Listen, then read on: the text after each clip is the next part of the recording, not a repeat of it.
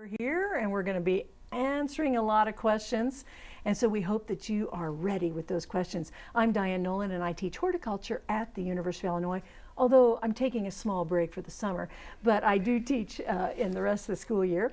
We have three really talented, highly educated, and sharp folks next to me, so let's find out who they are, and then questions can be directed in their expertise areas. I'm going to throw it over first and direct it to Dr. Doug Williams. Hi, Doug. Hello, I'm Doug Williams. I'm a postdoctoral researcher in the Department of Recreation, Sport, and Tourism at the University of Illinois. And my background is in horticulture and landscape architecture, and I look forward to answering questions about landscape design in general. Okay, now what do you want to share with us? Well, one of our viewers wrote in and they're asking about a jasmine bush that is very huge and it's very loved by them. They're in Illinois and they're wondering how to prune it. Well, the jasmine bush you possibly or potentially have is the winter jasmine, which is hardy in this part of the country, and it will probably flower between January, February, and March. So April will be the best time, or just after flowering will be the best time to prune. It's a tough plant. Again, it's hardy in zone 5, and you can cut it actually back to about 6 inches if you like. Sometimes you're feeling like it may be too much, maybe a foot, just to play it safe. And that's something that can be done every 3 to 5 years. That sounds great, doesn't it? And does. just the scent of that would be really nice. It would Good. be. Thank you, Doug. And now we're going to go next to you, Kelly Alsop. Thank you, Diane. My name is Kelly Alsop, and I am a horticulture educator for University of Illinois Extension. I serve Livingston, McLean, and Woodford counties. And my expertise is, I'm a good general horticulturist, but I love talking about insects and houseplants.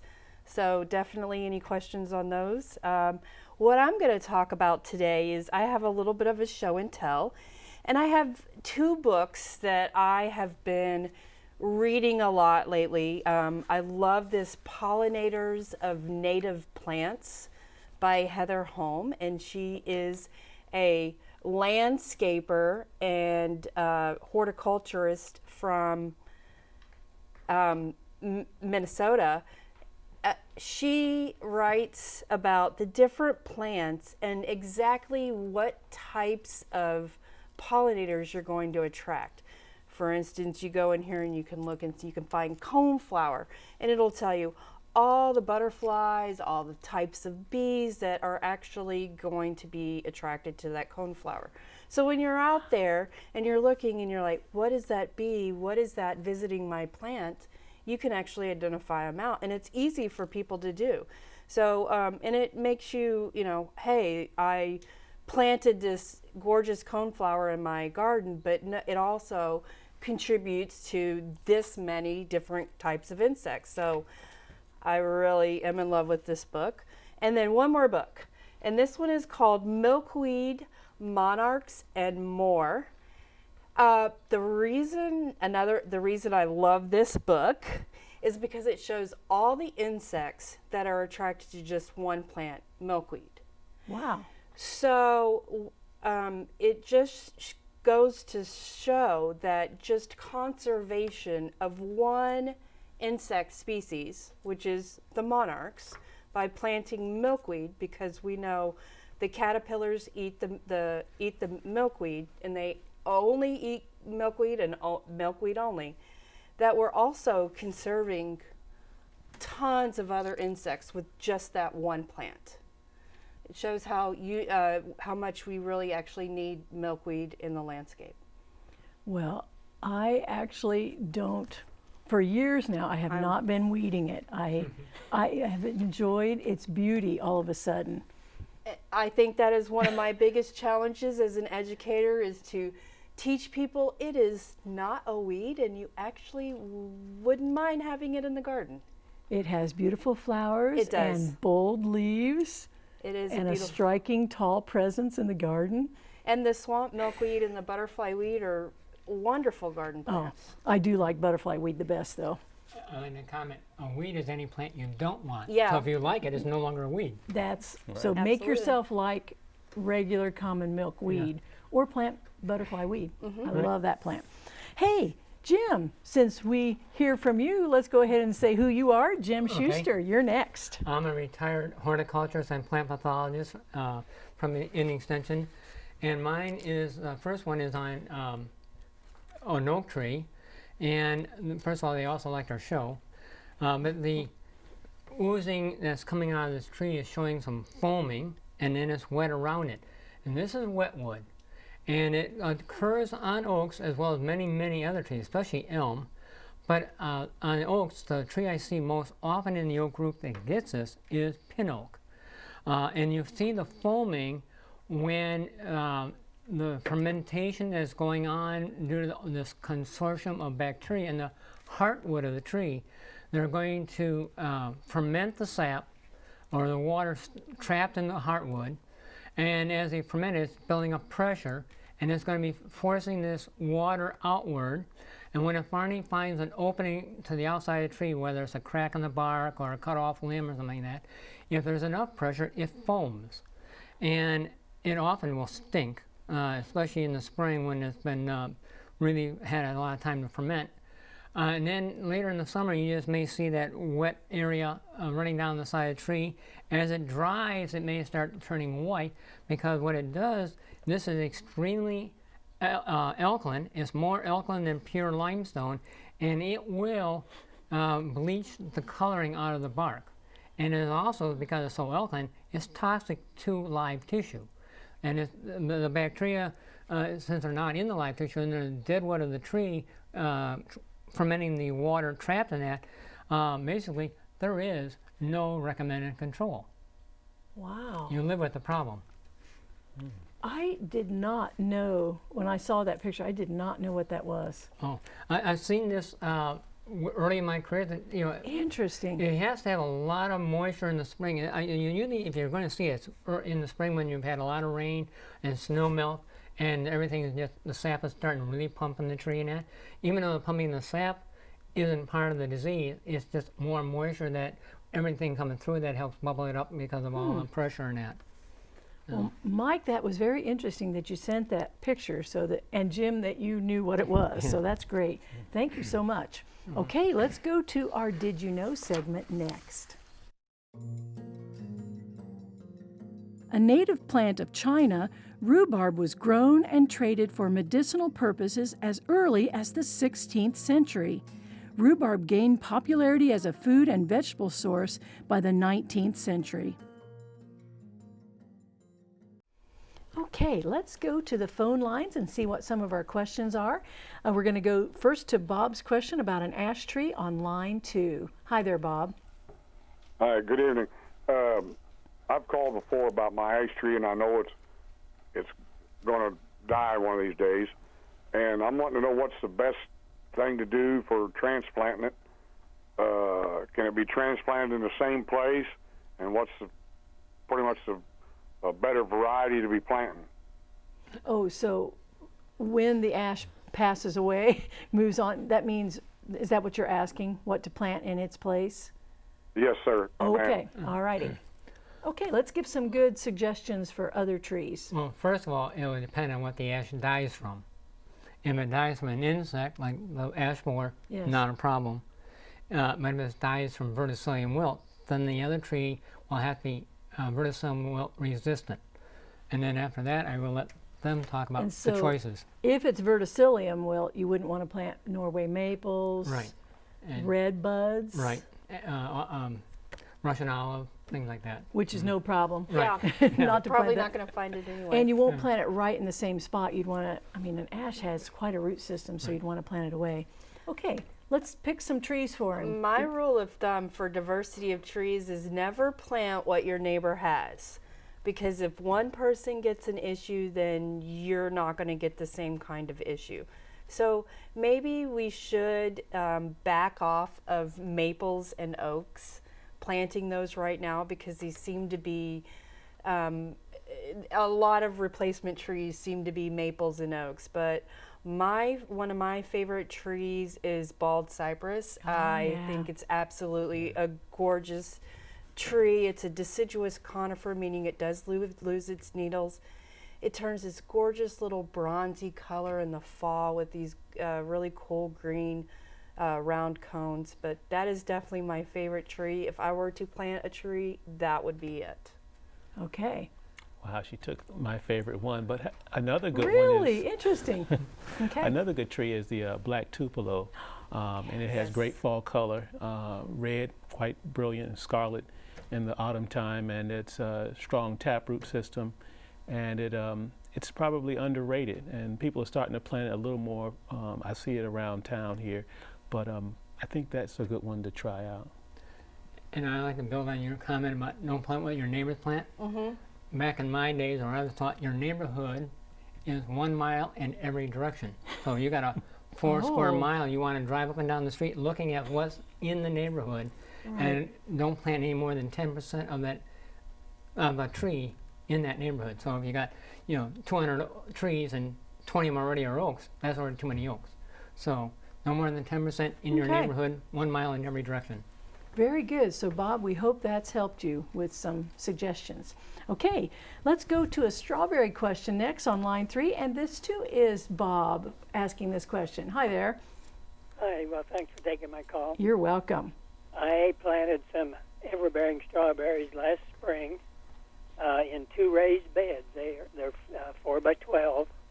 Planted them about 12 inches apart, and they didn't do much last year. They put out a few runners, but this year they came back really strong. They're so thick, they're so tall, there's so many runners. They're growing over the edges, and there's very few strawberries. My question is, what did I do wrong? But secondly, next year's production, will that be on the new runners, or will that be from the plants that I should keep that are there now? That's really my question. Okay. I always tell people when it comes to strawberries to do you keep the main mother plant in the middle, and then you keep 4 additional daughters, and you sort of put them in a square around that, and then everything else you go ahead and pinch off. It could possibly be not enough water and fertilizer during drought periods might have. But then it could be too much fertilizer this spring. Yeah, and Yeah. On the other hand, or just too many runners being able to produce vegetatively. Yeah, I was going to say it was probably too much fertilizer because you're getting all the plants and no flowers, and that'll happen when it's over fertilized. And if you didn't fertilize, then I would check to see how much organic matter is in your soil, because as that decomposes, it will be feeding the plants. so, but the spacing was good, a foot apart. Mm-hmm. That was fine. So, Yeah, raised bed, good drainage. so if it was over fertilized or too many runners, check those out, because boy, you had a lot. That sounded like there should be a lot of strawberries. And the first year you won't get much, and I don't think you're supposed to get very much the first year No. or harvest very much. So you're still in that window, so don't feel too bad. Actually, in the first year, you're supposed to pick the flowers off so they can establish well. Yes. So this year is your picking the flowers off, establishing well year, if it makes you feel better. Okay. So next spring, Yeah. just only keep 4 daughters per plant. And as an everbearer, you may get some strawberries later on yet. That's Yeah. true. Okay, thank you for your question. We had fun answering it. All right, let's go to Kathy's question on line 5, and it's about tomatoes and peppers too. Hi, Kathy. Hi, this is a question I've been asking. I don't know. I want to do some organic fertilizing. So I was wondering what to use. I've heard Epsom salt, but I'm too leery of the salt in that. Epsom salt is for leaching. I mean, I would not use that outside of a garden bed, or if you're trying to add a certain micronutrient. For organic matter, I'm thinking compost. That's what I was going to say. I would side dress that tomato plant with composted manure. And just don't take the compost all the way to the end. Just stop it halfway so it's still breaking down and will feed. So that's probably the best organic one to go. And then eventually, if you have a small little strip compost area somewhere in your garden, you can just add your own. You don't have to purchase, this year you'll have to purchase it, but you can add your own. Okay, tomatoes, and of course you won't over fertilize if you use compost, Yeah. so that's Right. good. Right. All right, let's go on to Kay's question, and she's on line 4, and it's about cabbage. Hi there, Kay. Hello. My question is concerning the fertilizing of cabbage. Our cabbage are getting rather large right now, and we're using 7 dust to keep any bugs off and everything. But I was curious about the fact the way that cabbages fold up and form balls, that 7 dust is down inside of that cabbage. Is that any harm to us? Well, you answer insects, No, but go ahead. I was gonna suggest you switch to Bacillus thuringiensis, Stachy, and instead, because you can eat that without having it hurt. That way you would avoid having any 7 residue to worry about. So BT, if you Yeah. don't want to spell it out. or Stocky. And it's just made from natural ingredients, and the 7 dust technically 7 days for you to use that material on a vegetable and then be able to eat it. But it is definitely not something that I would personally use in my own garden. I would go for the BT option too. And some year, not this year, but you might try a floating row cover. I had the best cabbages ever by putting a floating row cover, so you eliminated any of the moths getting to the cabbage, and they were gorgeous. It was a little trickier to know when to water, or but still you might try that. And then you add nothing to it except water. Okay, boy, we have a lot of questions going on. Let's go to line 6 next. And May, what is your question? Yes, the farmer across the road from us sprayed the weed spray, and it drifted on our evergreen and burned a big circle in it. And I want to know whether it will come out of that or whether we're just doomed with that evergreen. What is your evergreen? It's real short needled, and it's fat. And Is I it don't- shrub or tree? It's a shrub. It's not a tree. Short needled. Is it a mugo? Well, it may also be a yew. Is it a yew? Is it? Pine. It'll make a difference, is why I'm asking. But Yeah. I mean, you got I just junipers, you asked got my husband, arborvitae. and he doesn't know exactly either. It was here when we. is it short needled and soft, or is it short needled and prickly? It's soft. It's soft. Okay, that's a yew. Yeah. Okay. The dead tissue may not survive. If it's only the needles, they'll fall off and it may rebud from the shoots still left. If they actually kill the twigs, then you'll have to depend on twigs growing in from the live branches that are along the side of it. So give it a little time and just see if the needles fall off, and also if the twig is going to eventually die. Twigs will take a little bit longer to show that they're dying or surviving. So give it about at least another month. Okay, very good. And of course, she can prune out and Right. make it disappear. That's always good. Let's go to one other question, and let's see about Mary's question on line 2 about pruning. Hi there, Mary. Yes, I have an very overgrown privet bush, and I'm wondering, can I do a renewal pruning of it successfully, or do I have to be more gradual? And if I do a renewal, when do I do it? Okay, who wants to answer the privet question? We're all hanging out here. I'm not sure, but I think you can do. You sometimes can be drastic, but I think go ahead and cut it back, maybe to roughly maybe 3 or 4 feet. I'm not sure how large it is now, but it sounds like it's Sounds like it's gargantuan. 12 feet tall. Yeah, It's we don't know. And it's encroaching on your front door. Privet's a pretty tough plant, so cut it maybe halfway this year, whatever height it is, and see how it responds. And then the following year, cut that growth back another half and see how it responds. So it won't be so dramatic to the landscape as well as to the plant too. She probably can't kill a privet, probably. Well, it's possible, but But leave a few leaves on it. yeah. My money is on the privet living, no matter I what. would agree I with think that. so. Okay. All right. Well, let's go back to you, Doug. And do you have an email, Wow. I guess? I sure do. one of our enthusiastic viewers who actually DVRs the show week after week, and they watch it over and over. What joy we share Oh, with lovely. the Mid-American Gardener Show. They have several questions, and I'll see if I can approach many of those at this point in time. They have a landscape that's near a creek, and they're having some erosion control being done that will finish up sometime this midsummer. However, in the meantime, they've got to move some plants, and they've got to worry about transplanting. One of the plants that they bring up is the lilac, and the lilac, they're going to want to do some splitting and some cutting of dead branches. Is this a good idea? I would say sure. After flowering, that's the best time to do pruning on the lilac.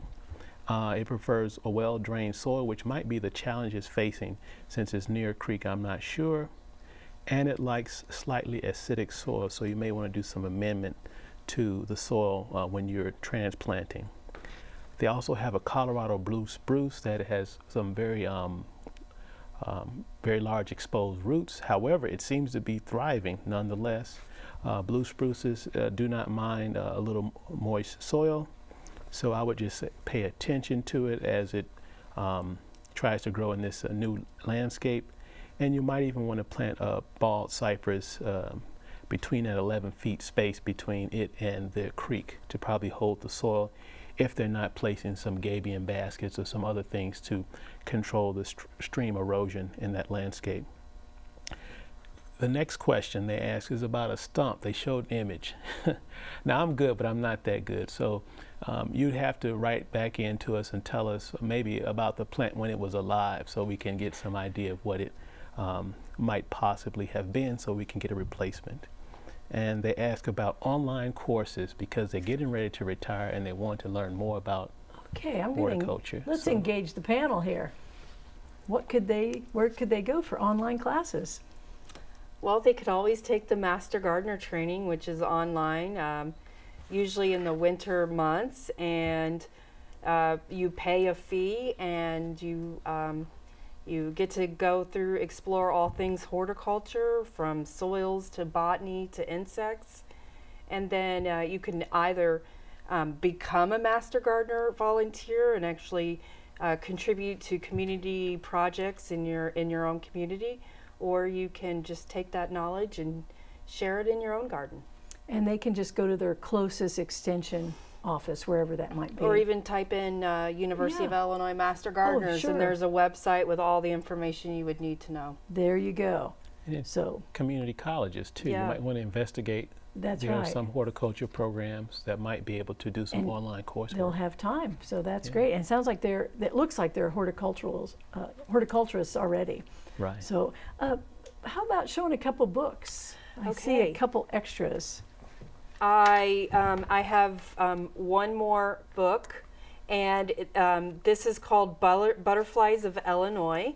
Why I'm so excited about this book is because I've been using Butterflies of Indiana the first part of my career, and now there's one just for Illinois. And even though sometimes it can be hard to identify butterflies because they don't sit still for me, it's a really cool resource, and it's color coded, so I can go yellow butterfly and go into the yellow section and be able to identify different butterflies in Illinois. And it's a really cool book by Illinois Natural History Survey that just came out.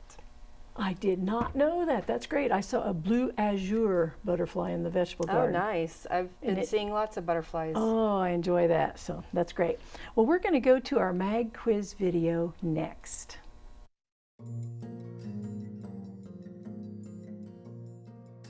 The wisteria in Sierra Madre is said to be the world's largest flowering plant. How many blossoms does it produce yearly? A, 15,000, B, 150,000, C, 1,500,000, D, 2,500,000. C, 1,500,000. The wisteria produces over 1.5 million blooms and has been growing for over 100 years. It's so interesting. I've been seeing wisteria that's growing on itself. It kind of was heaped up on itself. I think that, and some going through other trees. So Wisteria's pretty. I see another book for Kelly. We're going to make her, well, it's not a book, but tell us what you've got there. I have a Good Guys bug cards from the University of Illinois, and it's just a really great resource when you're out there in the garden and you don't know if that's a good bug or a bad bug. These are great cards to have in your gardening pail, and they also have a bad bugs, and it can be really great resources. All right. Wow, we learned a lot today, and we're so glad for all of you viewers and for you three here. I'm appreciative of you. We'll see you next week. I hope you get out there and have a great week gardening. We'll see you then. Goodbye.